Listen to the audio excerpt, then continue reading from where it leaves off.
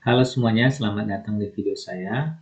Pada video kali ini kita sedang berada di playlist pemrograman dasar. Dan video ini kita akan belajar mengenai struktur kontrol percabangan. Untuk outline pembelajaran kita pada percabangan ini itu ada if dan switch. Pada struktur kontrol percabangan ini kita akan mengenal yang namanya istilah statement. Nah, statement ini dalam istilah algoritma adalah pernyataan yang berarti sebuah instruksi yang tersedia dalam unit standard library bahasa pemrograman untuk mengerjakan suatu instruksi atau perintah tertentu. Nah, pada percabangan ini yang pertama kita akan belajar mengenai if atau statement if ya. Nah, statement if ini berarti sebuah instruksi akan menjalankan berdasarkan pernyataan kondisi yang telah ditentukan. Nah, jika kondisi bernilai benar, maka program akan menjalankan instruksinya. Jika pernyataan kondisi bernilai salah, maka program tidak akan menjalankan instruksi dan langsung selesai. Untuk contohnya kita dapat lihat pada gambar berikut ini. Ini merupakan gambar diagram alir atau flowchart. Untuk flowchart ini dimulai dari ini, kita mulai dulu sebuah program, kemudian programnya akan melakukan pengecekan kondisi. Nah, kondisi inilah yang dinamakan percabangan. Percabangan dia ini bernilai benar atau bernilai salah. Nah, pada saat bernilai benar, maka dia akan menjalankan sebuah pernyataan atau instruksi ya. Kemudian baru programnya selesai. Lain halnya jika kondisi tadi bernilai salah, maka program akan langsung selesai ya.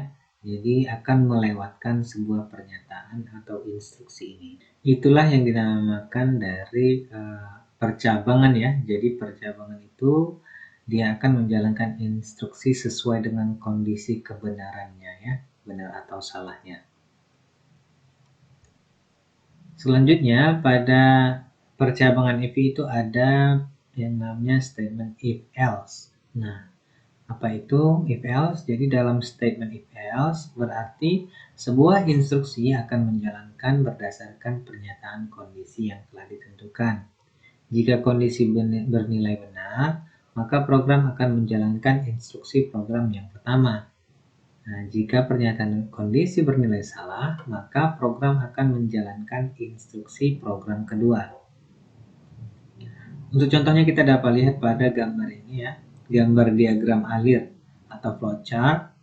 Nah, untuk programnya itu dimulai dari ini, awalannya mulai, kemudian programnya akan melakukan pengecekan kondisi. Nah, jika kondisinya bernilai benar, nah, dia akan menjalankan sebuah instruksi yang ini, instruksi yang jika dia benar. Kemudian selesai. Kemudian pada saat kondisinya tadi bernilai salah, maka programnya akan menjalankan pernyataan yang di sini, yang pada saat kondisinya bernilai salah, maka ada juga pernyataan yang akan atau statement yang akan dijalankan oleh programnya. Kemudian baru selesai.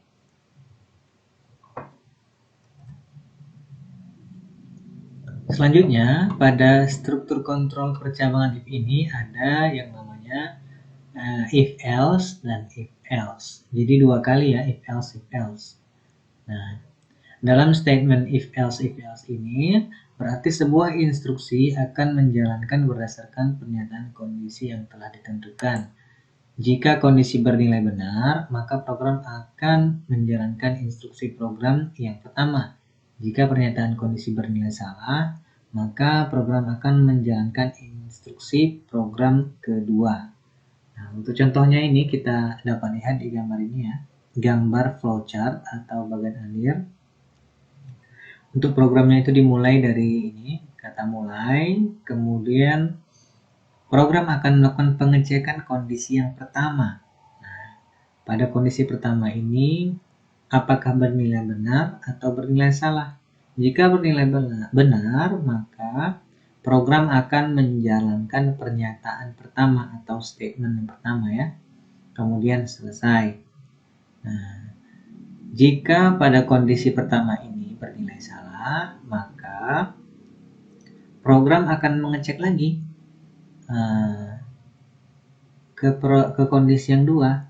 Nah, jadi pada saat kondisi yang pertama ini bernilai salah, maka dia akan mengecek lagi pada kondisi dua maksud saya. Nah, pada kondisi dua ini ada lagi. Jadi pada kondisi dua ini bernilai benar atau bernilai salah. Jika bernilai benar, maka program akan menjalankan pernyataan dua. Nah, jika kondisi dua ini bernilai salah atau false, maka program akan menjalankan pernyataan 3 atau statement. Nah, selanjutnya baru program akan selesai. Selanjutnya, pada struktur kontrol percabangan if, itu ada yang namanya statement if bersarang. Nah, dalam statement if bersarang itu berarti sebuah instruksi akan menjalankan berdasarkan pernyataan kondisi yang telah ditentukan. Nah, di dalam kondisi if bersarang, terdapat kondisi di dalam kondisi. Nah, jika kondisi pertama bernilai benar, maka program akan menjalankan kondisi kedua. Nah, jika kondisi pertama bernilai salah, maka program akan menjalankan instruksi program kedua. Untuk contohnya kita dapat lihat pada gambar flowchart atau bagan alir ini ya. Nah, kita mulai, kemudian program melakukan pengecekan kondisi. Nah, pada pengecekan kondisi ini bernilai benar atau bernilai salah. Jika bernilai benar, maka program akan masuk ke dalam kondisi yang kedua. Nah, pada kondisi yang kedua ini dilakukan pengecekan lagi. Nah, jika kondisi 2 ini bernilai benar, maka program akan menjalankan pernyataan 1. Nah, setelah itu baru selesai. Nah, jika kita mulai program itu, kemudian dilakukan pengecekan pada kondisi 1, ternyata bernilai salah, maka programnya akan menjalankan pernyataan 2. Kemudian program selesai. Nah, jika saat kita memulai programnya itu, kemudian programnya menjalankan sebuah kondisi bernilai benar, maka akan masuk ke kondisi 2. Nah, jika pada kondisi 2 ini bernilai salah, maka program akan selesai ya, langsung selesai. Dia akan melewatkan pernyataan 1. Langsung selesai. Nah, untuk format penulisan if pada pemrograman Java dan Pascal itu dapat kita lihat ya pada gambar ini. Gambar yang pertama ini adalah format penulisan pengkondisian if pada bahasa pemrograman Java. Ada keyword if, kemudian ada buka kurung, di sini kondisinya, pengkondisian yang akan kita buat, kemudian tutup kurung. Nah, di dalam kurung inilah kondisi yang akan kita buat atau aturan ya. Kemudian di sini ada kurung kurawal buka dan kurung kurawal tutup. Nah, di dalam kurung kurawal inilah pernyataan-pernyataan itu yang akan kita simpan di dalam kurung kurawal ini. Untuk penulisan statement if pada bahasa pemrograman Pascal itu ada keyword if, kemudian buka kurung, kondisi, tutup kurung. Nah, kondisi inilah, pada dalam kurung inilah kondisi atau aturan yang akan kita buat. Kemudian then, begin, nah, pernyataan 1, pernyataan 2, kemudian end. Nah, Di antara begin dan end inilah pernyataan atau langkah apa yang akan dilakukan pada saat kondisi bernilai benar. Nah, untuk format penulisan statement if else, kita bisa lihat pada gambar ini ya, gambar yang pertama untuk pemrograman Java, kemudian gambar yang kedua untuk format penulisan statement if else pada pemrograman Pascal. Untuk yang pertama pada pemrograman Java itu ada keyword if, kemudian kita buat kurung. Nah, di dalam kurung inilah aturannya yang akan kita buat. Kemudian kita buat kurung kurawal buka dan tutup. Nah, di dalam kurung kurawal tersebutlah pernyataan atau instruksi apa yang akan dijalankan. Kemudian else, buka kurung kurawal dan tutup kurung kurawal.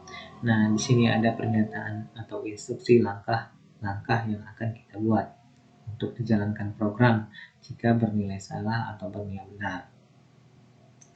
Nah, untuk pada pemrograman Pascal juga itu ada keyword if, kemudian kondisi. Nah, kondisi dalam inilah aturannya. Kemudian then, begin, nah, pernyataan atau instruksi. Satu, ada instruksi dua, kemudian end, else, begin, nah pernyataan ketiga, dan end.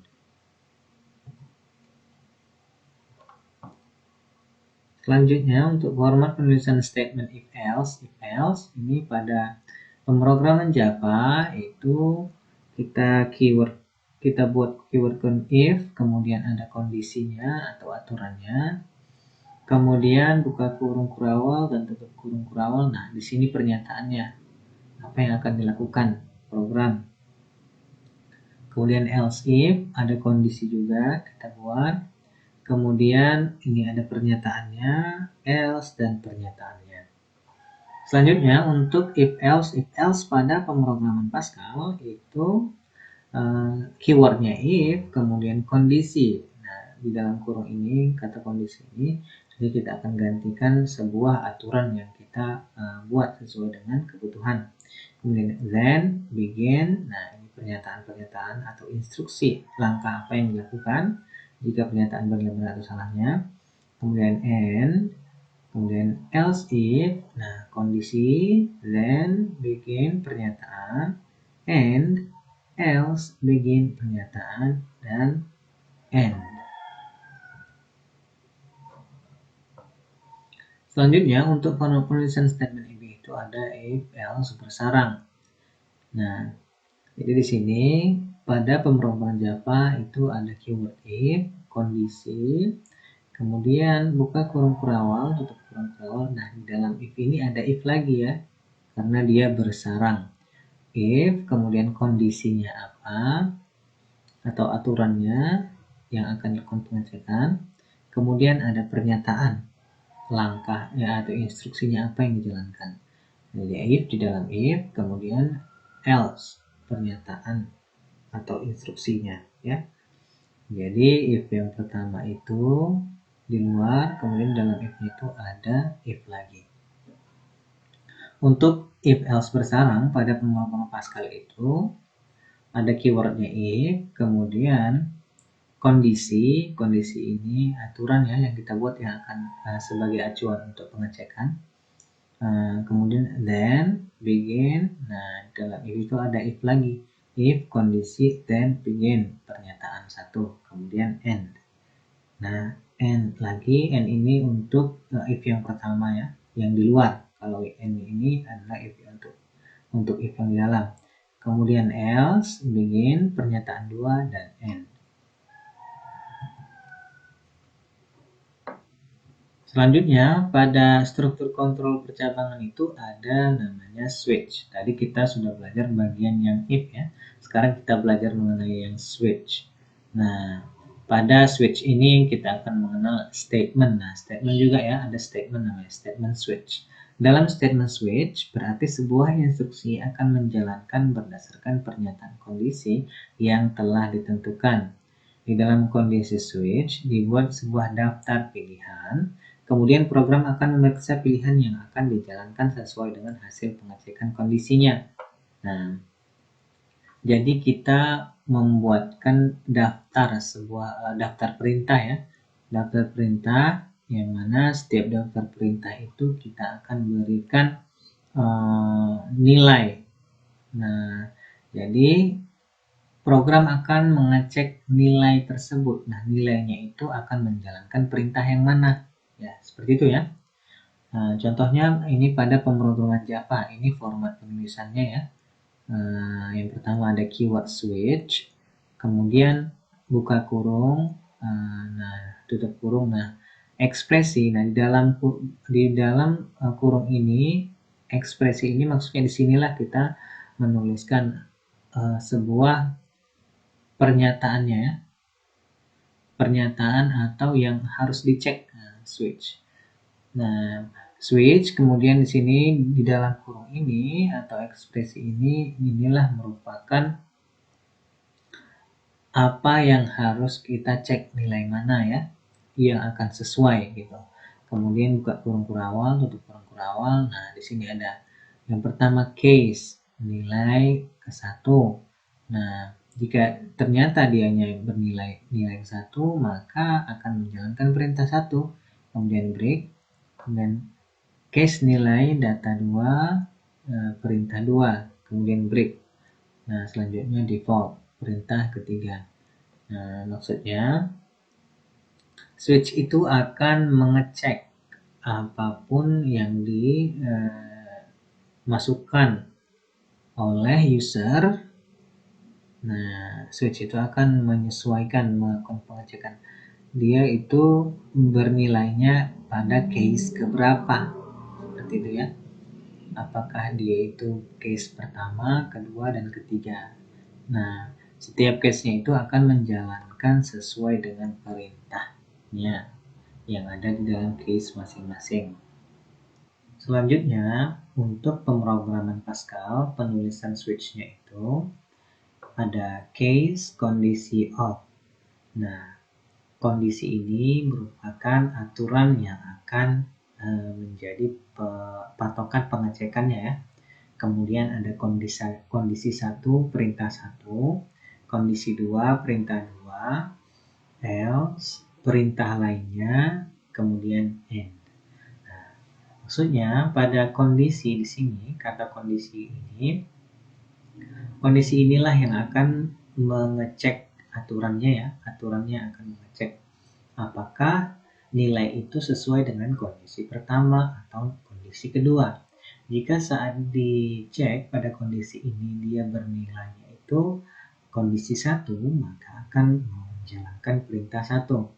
Jika pada saat pengecekan nilai itu di kondisi ini sesuai nilainya dengan kondisi 2, maka akan menjalankan perintah 2. Nah, seperti itu ya untuk struktur kontrol percabangan pada statement switch. Baiklah, itu tadi materi pembelajaran kita mengenai struktur kontrol percabangan. Tadi kita sudah belajar mengenai if, kemudian switch. Semoga video ini bermanfaat. Sampai bertemu lagi di video selanjutnya.